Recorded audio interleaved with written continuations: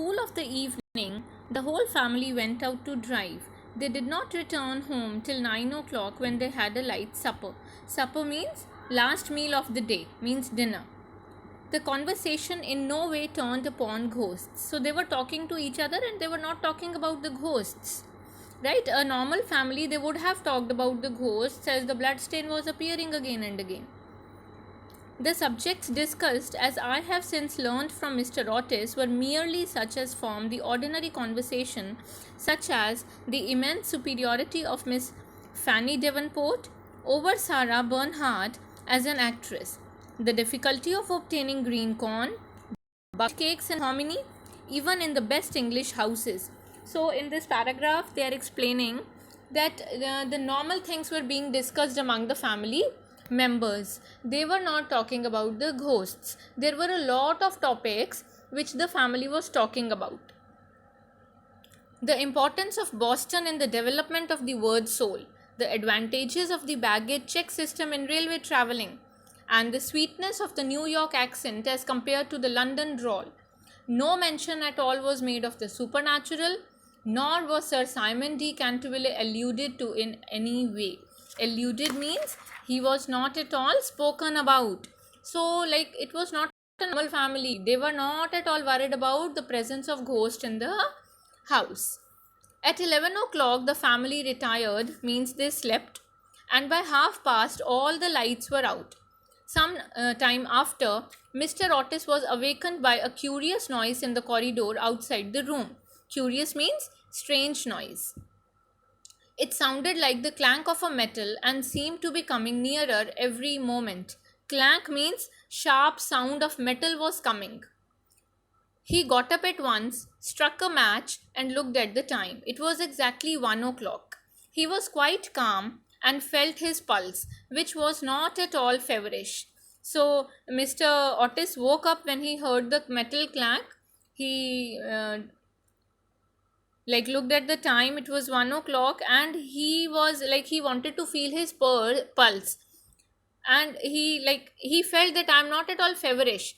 Feverish means I'm not excited or something. I'm not imagining all these things. The voice is coming. Actually, it is coming. It is real. The strange noise still continued, and with it he heard distinctly the sounds of footsteps.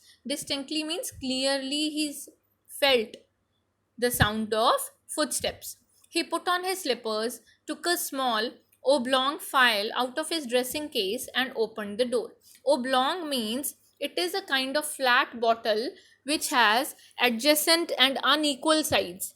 File means, again, it's a small glass bottle which is used to store medicines. So he took out a medicine bottle from his dressing case. Right in front of him he saw in the wan moonlight. Wan moonlight means in very dull moonlight, in an old man of terrible aspects. The man was very terrible. His eyes were as red burning coals. Long grey hair fell over his shoulders in matted coils. Matted coils means his hair were not brushed properly. They were very matted. His garments, which were of antique cut, were soiled and ragged. Soiled means they were dirty. Ragged means they were torn. Fate hue the. And from his wrists and ankles hung heavy manacles and rusty gyves. Means his ankles and wrists, they were covered with chains. He was chained. This was the ghost. He was very terrible looking, and he was chained all over. My dear sir, said Mr. Otis, I really must insist on your oiling those chains, and have brought you for that purpose a small bottle of Tammany Rising Sun lubricator. So this was the medicine he brought, and he said, please oil your chains. The noise from the chains is disturbing me. I'm not able to sleep. So see, Mr. Otis was not normal, right? So it's a funny kind of situation where the ghost was trying to scare the family, and how the family was reacting.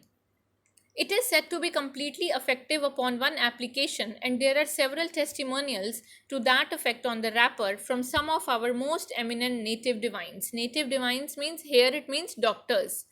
So what Mr. Otis said, that our doctors have recommended it. Please, you can put this oil into your chains and they will not make any noise. I shall leave it here for you by the bedroom candles and will be happy to supply you with more should you require it. Like, if you want more, I will give you more these bottles, but please oil your chains. With these words, the United States minister, who is the United States minister here? Mr. Washington Otis, laid the bottle down on a marble table, closing his door, retired to rest. He very simply, he just gave the bottle to the ghost and he again slept.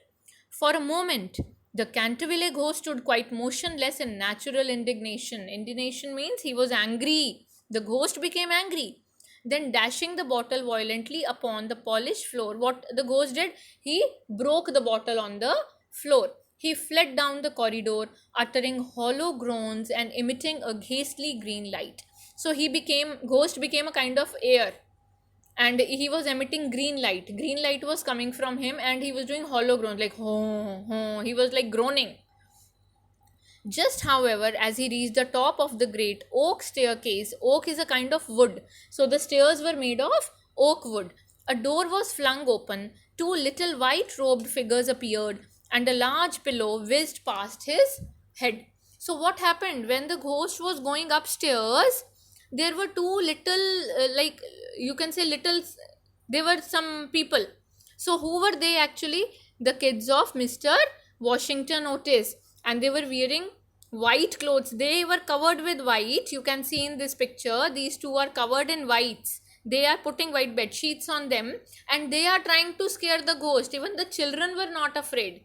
They were trying to scare this ghost, and they threw a pillow on him. There was evidently no time to be lost. So, hastily adopting the fourth dimension of space as a means of escape, he vanished through the wainscoting, and the house became quite quiet.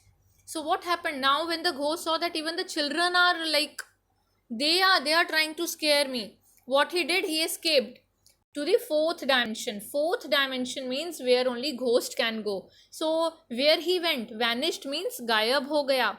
He went through the wainscoting, wooden panels. He went into the wooden panels and he got vanished, and the house became very quiet. On reaching a small secret chamber in the left wing, he leaned up against a moonbeam to recover his breath and began to try and realize his position. Now the ghost was like, he went into some secret chamber, he sat down and he tried to think that what happened to me today. Never in a brilliant and uninterrupted career of 300 years. So the ghost was 300 years old. Had he been so grossly insulted? The ghost was thinking, I'm not so badly insulted any like day in my career of 300 years. He thought of Dowager Duchess. Now, from this paragraph, from this line, he is remembering all the people who came to live in this house, and he has scared them to death. But this was the family which was very different.